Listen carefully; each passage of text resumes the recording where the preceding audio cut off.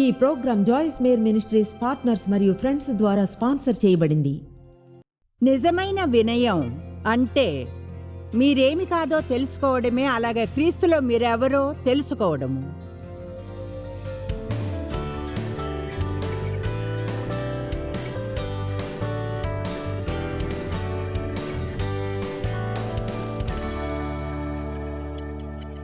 మీ జీవితం కొరకు ఎంతమందికి ఒక స్వప్నం, దర్శనం ఉన్నాయి, ఏదైనా గొప్పగా చేయాలనుందా?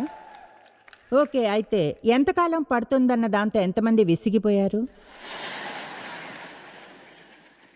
నేను అర్థం చేసుకోగలను, అర్థం చేసుకోగలను. 40 ఏళ్ల క్రితం ఒక హోమ్ బైబిల్ స్టడీని బోధించడం ఆరంభించాను. మొదటిసారి దాదాపు 12 మంది వచ్చారు. తర్వాత 25 మంది వరకు పెరిగారు. అలా 5 ఏళ్ళు చేశాను. తర్వాత ఆ పని మధ్యలో ఇంకొకటి మొదలుపెట్టాం. కనుక చివరి 2.5 ఏళ్ళలో 2 హోమ్ బైబిల్ స్టడీస్ని చేశా, హోమ్ గ్రూప్స్. అంటే నేను బోధించగలను, ఇప్పట్లా అప్పుడు బోధించేదాన్ని. మా లివింగ్ రూమ్లో 25 మందితో ఉండేదాన్ని.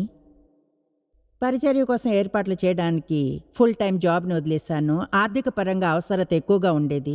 ప్రజలకు బోధించడానికి ఏమీ పొందలేదు. అవును, నా జీవితంలో అది నిరూపించే సమయం. అందరికీ అది కావాలి. హీనంగా జరిగేది ఏమిటంటే, పెద్ద చోటుకు ఒక కొత్త మార్పుతో ప్రమోట్ చేయబడతాం. వాళ్ళు మనసంతా మబ్బుతో నిండినట్లు గర్వంతో సొమ్మసిల్లిపోతారని బైబిల్ చెప్తుంది. యాంప్లిఫైడ్ చెప్తుంది గర్వంతో సొమ్మసిల్లిపోతారని. కనుక ఆలోచించకండి, చెప్పేది వినండి. మీకేదో టాలెంట్ ఉంది కనుక ఒక చోటికి ప్రమోట్ చేయబడాలని అనుకోకండి. ఎందుకంటే టాలెంట్ కంటే క్యారెక్టర్ చాలా ముఖ్యమైంది.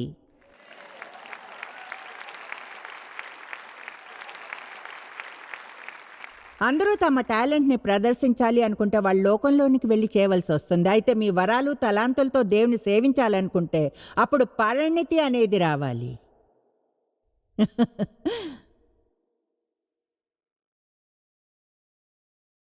మీ చర్చిలో కూర్చున్న ఆరాధనా నాయకుడిని అలాగే చూస్తూ ఉంటే, మిమ్మల్ని ఎంచుకోలేదని మీరు ఇలా అనుకుంటే, నేను ఆమె కంటే బాగా పాడగలనని, అందుకనే ఆమె వేదిక మీద ఉంది, మీరు లేరు.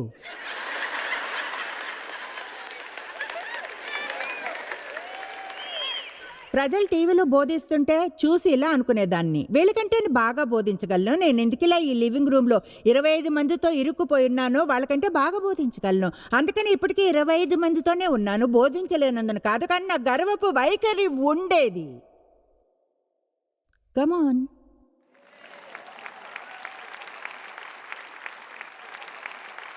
ఏం చెప్తున్నాను? ఇప్పుడు వెనక్కి తిరిగి చూస్తే దేవునికి స్తుతులు. నన్ను వెయిట్ చేయించినందుకు, పరీక్షించినందుకు, నాతో కార్యం చేసినందుకు ఎంతో ఎంతో సంతోషం. ఎందుకంటే మీరు కానీ దేవుని సరైన సమయం కోసం వెయిట్ చేస్తే అప్పుడు పెద్దగా పొందవచ్చును. అయితే త్వరగా ప్రమోట్ అయితే మీరు చిచ్చుబుడిలా వెలిగి వెంటనే ఆరిపోతారు. ఆమేన్.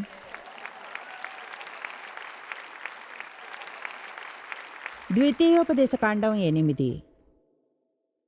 నన్ను కాపాడిందని చెప్పగలను, యేసే రక్షించాడని తెలుసు. కానీ నాకేమైనా జ్ఞానం కలిగిందా? దానిలో నేను 8వ అధ్యాయంతో, బైబిల్లో అదెంతో అద్భుతమైన అధ్యాయం. 2-3 వచనాలు. మీరు బ్రతికి అభివృద్ధి నొంది యెహోవా మీ పితరులతో ప్రమాణం చేసిన దేశమునకు పోయి దాని స్వాధీనపరచుకున్నట్లు నేను నీకు ఆజ్ఞాపించిన ఆజ్ఞలన్నిటినీ అనుసరించి నడుచుకొనవలెను. మరియు నీవు ఆయన ఆజ్ఞలను గైకొందువో లేదో నిన్ను శోధించి నీ హృదయములో ఉన్నది తెలుసుకొంటకు నిన్ను అణుచు నిమిత్తమును అరణ్యములో ఈ 40 సంవత్సరములు నీ దేవుడైన యెహోవా నిన్ను నడిపించిన మార్గమంతటినీ జ్ఞాపకం చేసుకొనుము. అంటే దేవుడు వీళ్ళందరినీ అరణ్యంలో ట్రాప్ చేశాడు, తాముగా కేర్ తీసుకునే మార్గమే లేకుండా. వాళ్ళు దేవుని మీద ఆధారపడాలి. ఆయన వాళ్ళని చాలా కాలం నడిపించాడు. కష్టమైన విధానంలో, ఈజీ మార్గంలో నడిపించలేదు. ఆయన సుదూరమైన కష్ట మార్గంలో నడిపించాడు. ఆయనకు సంకల్పం ఉంది. అదేమిటంటే వాళ్ళు ఊహించలేనంతగా కంటే ఎక్కువ ఆశీర్వదించే చోటుకు వారిని తీసుకురావడమే. మిమ్మల్ని ప్రోత్సహిస్తున్నాను, దేవుణ్ణి వదిలేయకండి. మార్గం కష్టంగా ఉన్నందున ఆయనకు దూరంగా పారిపోకండి. లేదా అర్థం కావడం లేదనో, లేక సమయం పడుతుందనో పూర్ణ మనస్సుతో దేవుణ్ణి సేవించండి. ఆ రోజు వస్తుంది, ఆ రోజు వస్తుంది, జీతం పొందే రోజు. ఆమేన్.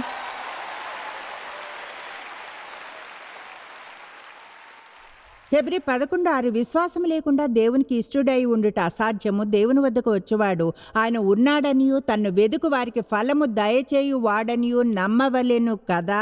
శ్రద్ధగా విని దేవుణ్ణి వెతికితే మీ ప్రతిఫలం తప్పక వస్తుంది.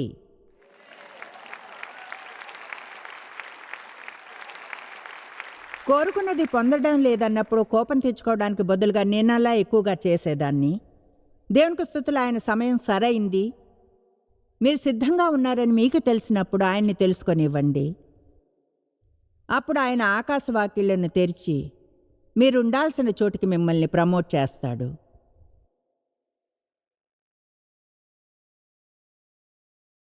నీ దేవుడైన యెహోవా నిన్ను మంచి దేశంలో ప్రవేశపెట్టును. అది నీటివాగులను, లోయల్లో నుండి, కొండల్లో నుండి పారు ఊటలను, అగాధ జలములను కలగదేశము, గోధుమలు, యవలు, ద్రాక్ష చెట్లు, అంజూరపు చెట్లు, దానిమ్మ పండ్లు గల దేశము.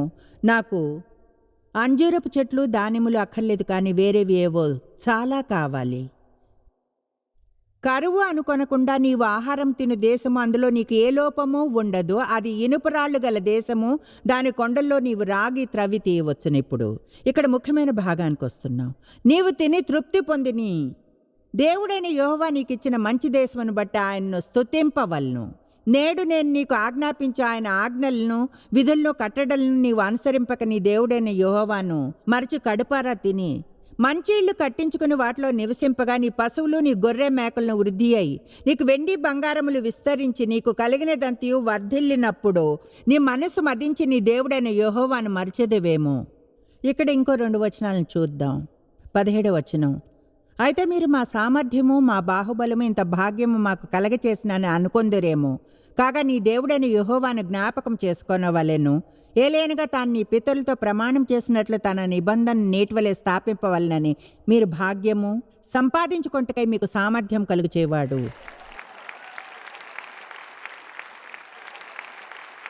ఆయనే. మనం ఏదో గొప్పవారైనందున ఈ దేశం అలా అవలేదు, అయితే గొప్ప దేవుని సేవించినందునే. ఆమేన్. ఇతర దేశాలకు వెలుగు. ఇప్పుడు ప్రజలు వెక్కిరిస్తున్నారు, హాస్యాస్పదం అనుకుంటారు. ఒక సమయంలో శత్రువులకు మనమంటే భయం. ఇప్పుడు అలా లేదు. ఏ కారణం లేకుండానే ప్రజలు దేవుని నుంచి పక్కకు తిరుగుతున్నారు.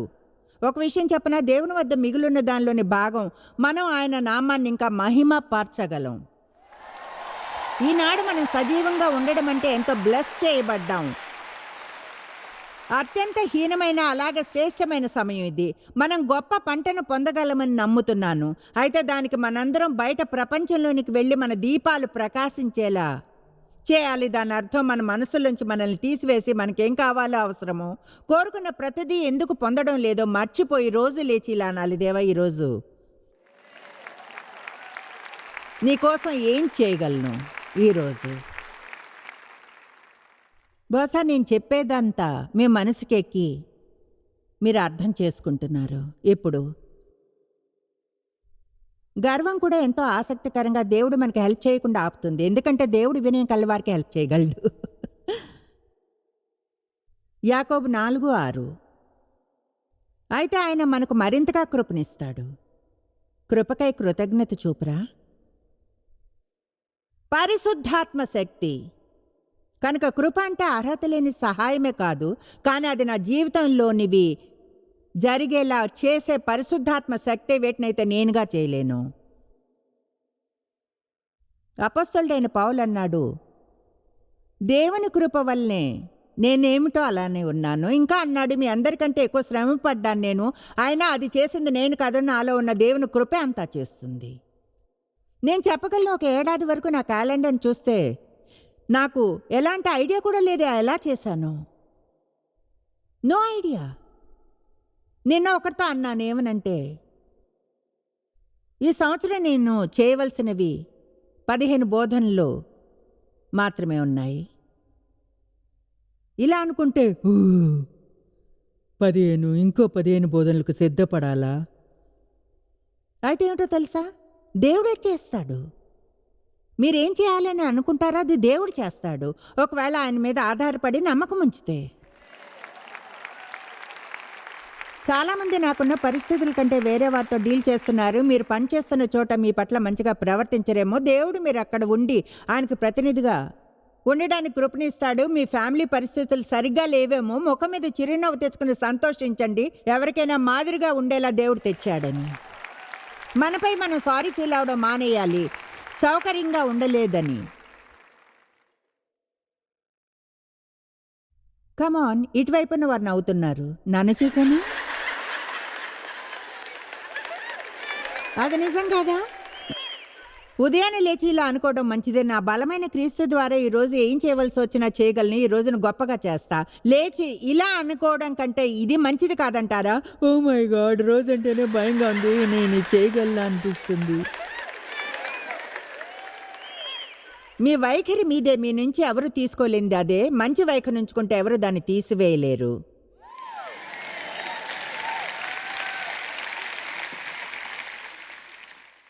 ఆయన నాకు మరింతగా కృపనిస్తాడు, పరిశుద్ధాత్మ శక్తిని, చెడు వాటిని, వేరేవన్నిటిని ఎదుర్కొనేలా. అందుకే ఇలా అంటున్నాడు, గర్వం అహంకారం కల వారికి వ్యతిరేకంగా ఉంటాడని. అయితే వినయం కలిగి దాన్ని పొందేవారికి, తగ్గించుకున్న వారికి కృపనిస్తాడని. అది ఇలా ఉంటుంది, దేవా సహాయం చేయి. అలానే ప్రార్థన పనిచేస్తుంది, సహాయం చేయి అంటే. ఎన్నో ఏళ్ల క్రితం, నాకు అది ఇంకా గుర్తుంది, అంటే ఎన్నేళ్ళో తెలియదు, 25 అయ్యుండొచ్చు. పరిచర్య ఎదిగి బాగానే జరుగుతుంది, అయితే చాలా చిన్నది. నేను అటు ఇటు క్రియేషన్ ప్రీచింగ్ నుంచి దేనికైనా ప్రతిదాని వద్దకు పరిగెడుతున్నా. ఇక ఓ మై గాష్, కష్టపడేదాన్ని, పనిచేసిన దానికి ఆశ్చర్యం, ఇంకా బ్రతికే ఉన్నానంటే. నాకు గుర్తుంది, దాదాపు నా జీవితంలో 1 ఏడాది అంతా అటు ఇటు తిరగడం. దేవా సహాయం, దేవా సహాయం చెయ్యి అంటూ. చివరికి ఇలా అనుకున్నాను, దేని గురించి నాకు హెల్ప్ కావాలో కూడా తెలియడం లేదు, నాకు సహాయం కావాలి. నాకు బాగా తెలుసు, దేవుడు కానీ సహాయం చేయకుంటే నా తలకి మించి ఉండేదాన్ని. జీవితంలో మీలో ఎంతమందికి చెప్పండి అలా ఉన్నట్లు అనిపిస్తుంది? మీకేం చేయాలో తెలియడం లేదని. ప్రార్థించడానికి గొప్ప ప్రార్థన, దేవా సహాయం చేయి, సహాయం దేవా, దేవా నాకు సహాయం చేయి, సహాయం, సహాయం దేవా. ఇప్పుడు ఇక్కడ ఇంకో వచనం ఉంది, మొదటి పేతురు 5:5. యాంప్లిఫైడ్ బైబిల్లో పెద్దగా ఉంటుంది, మీకోసం దాన్ని స్క్రీన్ మీద చూపిస్తాం, ఎందుకంటే నేను 1 నిమిషం దాన్ని చూడాలి. చిన్నలారా, మీరు పెద్దలకు లోబడి ఉండుడి, సంఘంలోని స్పిరిచువల్ గైడ్స్కి, పరిచర్య చేసేవారికి, తక్కువ హోదాలో ఉన్నవారు లోబడి ఉండండి. వారికి ఇవ్వవలసినంత మర్యాదనిస్తూ వారి ఆదరణను పంచుకోండి. దీన మనస్సు అనే వస్త్రమును ధరించుకొని, మనం దీన మనస్సుని ఎలా ధరించుకోవాలో తెలుసుకుందాం. ఇంటికి వెళ్ళడానికి ముందు, ఒక దాసుని వస్త్రంలా కప్పబడింది మీ నుంచి తీసివేయ సాధ్యం కానంతలా. దీన మనస్సు ఒక కవరింగ్. గర్వం మరియు అహంకారం నుంచి విడుదల పొందండి, ఒకరి పట్ల మరొకరు. దేవుడు అహంకారుల్ని ఎదిరించి అమర్యాదగా నడుచుకునేవారిని, అలక్ష్యం చేసేవారిని, గర్వం కలవారిని, డంబాలు పలికేవారిని ఆయన ఎదిరించి విసిగించి వారిని ఓడిస్తాడు. దీనులకు కృప అనుగ్రహించును. ఇప్పుడు చాలాసార్లు మనం మన బలంతో ఏదైనా మనంగా జరిగించేలా ట్రై చేస్తాం, అది పనిచేయదు. అపవాదిని గద్దించడానికి ట్రై చేస్తాం. చాలాసార్లు శత్రువు మనపై దాడి చేస్తాడు, అయితే అసౌకర్యంగా ఉన్న ప్రతిదీ కూడా అపవాది నుంచి రాదు. కొన్నిసార్లు సౌకర్యంగా ఉండము, మనం కోరుకున్నది దేవుడు పొందకుండా చేస్తున్నందున తప్పు విధానంలో దాన్ని పొందాలని అనుకుంటాం. ఆయన దగ్గరికి వెళ్ళడానికి బదులుగా మనంగా జరిగించడానికి ట్రై చేస్తాం, ఆయన మీద ఆధారపడకుండా. ఇలా అనుకుండా, అది నువ్వు కాకుండా నాకు అసలు వద్దు, అది కానీ నీ చిత్తం అయితే నువ్వు ఒక్కడివే అది జరిగేలా చేయగలవు, కనుక ఇప్పుడే అంటున్నాను, నువ్వు లేకుండా నేనేమి కాను, నీ మీదే పూర్తిగా ఆధారపడ్డాను, ఇదిగో నేను, నువ్వేమైనా చేయగలిగితే చెయ్యి, కానీ ఒకవేళ చేయలేకపోతే నేను అసలు చేయలేను.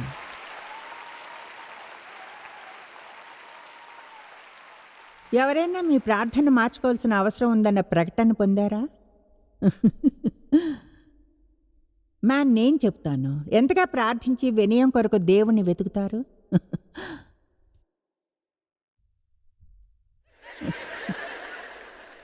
అంటే సీరియస్గా దేవుని ముందుకు వెళ్ళి మిమ్మల్ని వినయంగా చేయమని చివరిగా ఎప్పుడు ప్రార్థించారు? ఓ 2 వారాల క్రితం అలాంటి ప్రార్థనా కాలం నాకు వచ్చింది. నాకు భయమేసింది. భయంగా ఉంటుంది. అలా ప్రార్థించినప్పుడు ఉండాలి. ఎందుకంటే గర్వంతో ఉన్న సమస్య అది దాక్కుంటుంది. మీకు అది ఉందని మీకే తెలీదు. దేవుణ్ణి దాన్ని తెలియచేయడం అని అడగడమే భయంగా ఉంటుంది. అయితే ఆండ్రూ ముర్రే తెలుసా మీకు, ఇలా అంటారు, ఏమనంటే వినయం అనేది అన్ని గుణాల్లోకి గొప్పది అని, అయితే స్పెషల్గా దాన్ని వెతికే కాలాలు, ప్రార్థనలు ఆ ఏరియాలో అధ్యయనం లేకుండా రాదు అని.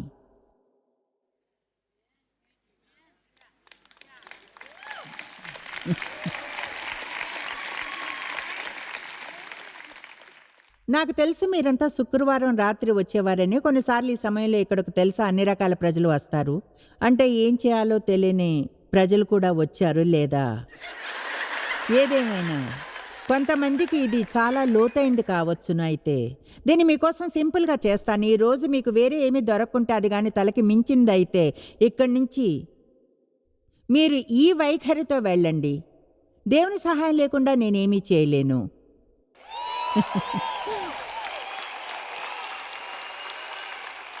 దేవుడు లేకుండా నేనేమీ కాను. దేవుడు లేకుండా నేనేమీ కాను. ప్రజలు నేను అవమానపరచడం లేదని నిశ్చయించుకోవాలి. ఎందుకంటే నేను మిగతా వారికంటే బెటర్ ఏం కాదు. ఆరంభించడానికి అది మంచి చోటు కనుక మీరు ఇంకేమీ పొందకుండా ఆ రెండూ గుర్తుంచుకోండి. మీరు ఒక గొప్ప వ్యక్తి, కానీ వేరే ఎవరికంటేనో మెరుగైన వారో కాదు. అలాగే నేను. ఆమేన్. ఈరోజు వేదిక మీద ఉన్నంత మాత్రాన్ని దేవుణ్ణి మెప్పించలేను. ఆయనే నన్ను ఇక్కడ ఉంచాడు. అయితే నేను ఇక్కడ ఉన్నందున ఇంప్రెస్ అవ్వడు. ఎందుకంటే ఆయన అందరినీ సమానంగా ప్రేమిస్తాడు. అందరం ప్రతి ఒక్కరం దేవుడు చేయడానికి కృపనిచ్చి ఆ వరాన్ని ఇస్తేనే చేయగలం. ఫిల్లా నేను పాడగలితే బాగుండు, కానీ పాడలేను. దేవుడు నాకు ఆ వరాన్ని ఇవ్వలేదు. నాకు 4-5 మ్యూజికల్ ఇన్స్ట్రుమెంట్లు వాయించడం ఇష్టం. దేవుడు నాకు ఆ వరాన్ని ఇవ్వలేదు. చెప్పాలంటే అన్నీ చేయగలితే ఎంతో బాగుంటుంది. ఇక్కడ పైకి వచ్చి బోధించగలిగే, పాడి వాయించి 1 మ్యాన్ షోలా చేయడం ఇష్టం. అయితే నేనేమిటో దేవునికి తెలుసు, అలాగే మీరేమిటో, మీరేం హ్యాండిల్ చేయగలరో కనుక ఆయనకే మహిమనివ్వండి. మనం హ్యాండిల్ చేయలేని దానికంటే ఎక్కువ ఇవ్వవద్దని ప్రార్థించడం మంచిది. ఆయన మహిమ ఆయనకే ఇవ్వండి. ఎందుకంటే మనకి గర్వంగాని వస్తే ఆయన మనల్ని క్రిందకు తీసుకొస్తాడు. నేను హ్యాండిల్ చేయలేనంత ఎక్కువ డబ్బు నాకు వద్దు దేవుని మహిమపరచడానికి. ఎక్కువ పవర్ వద్దు దేవుని మహిమపరచడానికి. నేను హ్యాండిల్ చేయలేనంత పాపులారిటీ వద్దు, ఆయన దేవుని మహిమపరుస్తాను. పొందలేనిదేది వద్దు జీవితంలో దేవుణ్ణి ముందు ఉంచడానికి.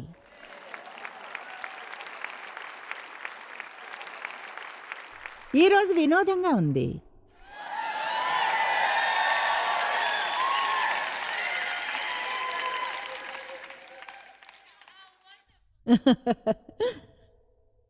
ఇవి ఆండ్రూ మురే చెప్పిన కొన్ని స్టేట్మెంట్లు.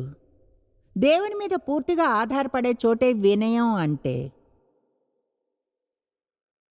వినయం లేకపోవడమే చాలు ప్రతి కొదువ ఓటమికి వివరణ. వినయంకి అత్యంత ముఖ్యమైన చోటు ఏదో అదెన్నడూ పొందలేదు. నేను జత చేసింది కేవలం యేసు జీవితంలో తప్ప. ఆయన మన మాదిరి. గర్వం అంత అపాయకరమైంది ఏదీ లేదు. అది సహజంగా ఉంటుంది. అది లోపలే ఉండి కనిపించదు. క్రీస్తు నిజమైన శిష్యులకు సాత్వికత, వినయం అనేవి ప్రత్యేకమైన గుర్తులు. తెలుసా, పేతురుకి గర్వంతో సమస్య ఉండేది. తగ్గించుకోవాల్సి వచ్చింది. ధైర్యంగా బయటకు వచ్చాడు. ఒక్క రోజులో 3,000 మంది రక్షింపబడ్డారు. దేవుణ్ణి డీల్ చేయమనండి. మీకు అహంకారపు ఆత్మ ఉన్నా లేదా ఏ విధంగా అయినా ప్రజల్ని అవమానపరుస్తుంటే ప్రార్థించండి. నేనేమీ కానన్న ఆలోచనతో నాకు సమస్య ఉంది. అయితే క్రీస్తులో మీరు ఎవరో తెలుసుకోవాలి. అది మాత్రం షూర్. అయితే నిజమైన వినయం అనేది మీరేం కాదో తెలుసుకోవడమే, కానీ క్రీస్తులో మీరెవరో అది తెలుసుకోవాలి.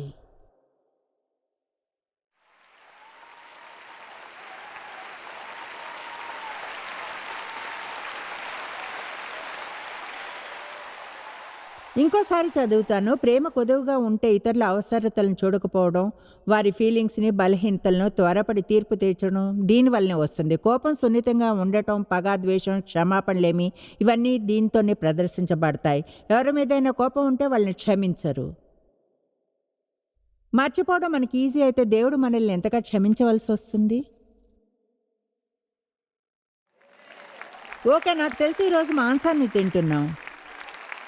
ఈరోజు తీపి లేదు, మాంసాన్ని పొందుతున్నాం. ఇది అయిపోయాక వెళ్ళి ఒక ఐస్ క్రీమ్ కొన్ని తెచ్చుకుండా, అయితే నేను మాత్రం మాంసపు ముక్కల్నే వేస్తున్నా. ఓకే, ఇది చాలా బాగుంటుంది. దీని చివరన ఏదో ఒకటి ఉంది. అది కేవలం పురుషులకే.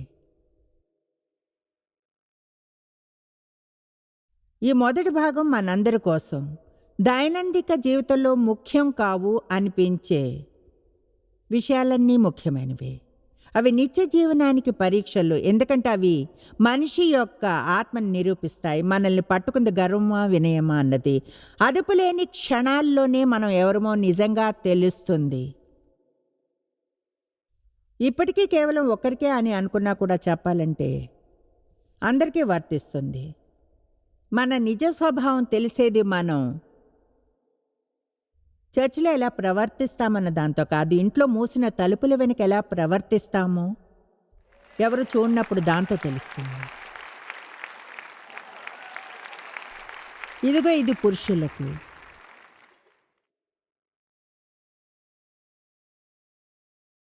హైవేలో ఎవరైనా దాటి ముందుకెళ్తే ఎలా ప్రవర్తిస్తారు?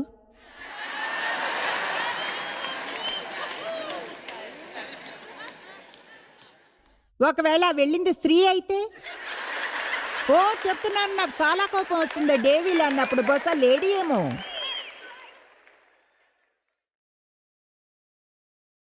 అది ఒక వైఖరి సమస్య. ఆమేన్. అది స్త్రీయే ఎందుకు అవ్వాలి? డ్రైవర్ డ్రైవ్ చేయడం లేదు కనుక, అవునా?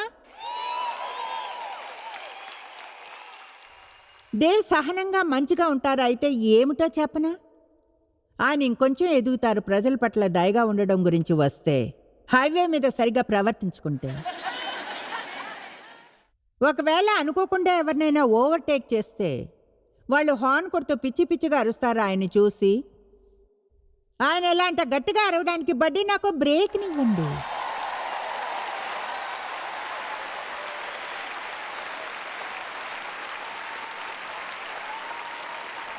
Give me a break. అయితే బాయ్, అలా ఆయనకి ఎవరైనా చేస్తే వాళ్ళకు డ్రైవింగ్ లైసెన్స్ ఉండకూడదు, రోడ్డు మీద కారు నడపకూడదు. వాళ్ళు స్త్రీలు.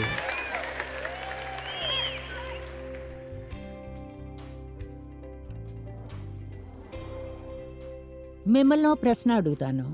ఎవరైనా మిమ్మల్ని గాయపరిచి ఉంటే ఇంకా మీరు క్షమాపణలేమితోనే ఉన్నారా? మనం చేయవలసిందంతా మనల్ని మనం తగ్గించుకుని ఇలా అనాలి, దేవా నేను క్షమించాలి, నాకు అలా చేయాలని అనిపించుకున్నా వాళ్ళ క్షమాపణకు అర్హులు కాకున్నా నీకు విధేయతగా ఉండాలి. తెలుసా, ఇతరులు మనకేం చేశారన్నది చూడ్డానికి కారణం గర్వమే. కొన్నిసార్లు మనము ప్రజల్ని బాధిస్తామన్నది గుర్తించము. కనుక మనం దేవుడు మనల్ని క్షమించినందుకు కృతజ్ఞత చూపి ఇతరులకు మనము అలానే చేద్దాం. తెలుసా, ఆత్మఫలం అనేది ఎంతో ముఖ్యం అని నేను నమ్ముతాను. పరిశుద్ధాత్మ మన జీవితాల్లోనికి వచ్చినప్పుడు మనతో ఆయన్ని కార్యం చేయనివ్వాలంటాడు. మన జీవితంలో ఆ ఫలాన్ని వృద్ధి చేసుకోవడానికి. ప్రేమ, ఆనందం, శాంతి, సహనం, మంచితనం, దయాగుణం ఫలానా. మీరు ఎన్నడూ తెలుసుకోలేనంతగా జాయిస్ మేర్ మినిస్ట్రీస్లో మీరు మాకెంతో ముఖ్యం. మిమ్మల్ని అభినందిస్తున్నాం. మా ప్రపంచవ్యాప్తపు మినిస్ట్రీ సాధ్యం అయ్యేలా చేసే మా ఫ్రెండ్స్ మరియు పార్ట్నర్స్కి థ్యాంక్స్. అందరూ కలిసి ఆకలిగొన్న వారికి భోజనం పెడుతున్నాం, బీదలకు బట్టలు ఇస్తున్నాం, సువార్తను దేశాలకు చాటుతున్నాం. మమ్మల్ని కాంటాక్ట్ చేయండి లేదా joycemeer.orgని ఈ రోజే విజిట్ చేయండి. మీ ప్రార్థన విన్నపాలను కొరకు, అలాగే మరిన్ని సాధనాలను గురించి తెలుసుకోండి. జాయిస్ మేర్ షెడ్యూల్ని చూసి భాగస్వామిలో భాగమవ్వండి, క్రీస్తు ప్రేమను ప్రపంచమంతటా పంచుకోవడానికి.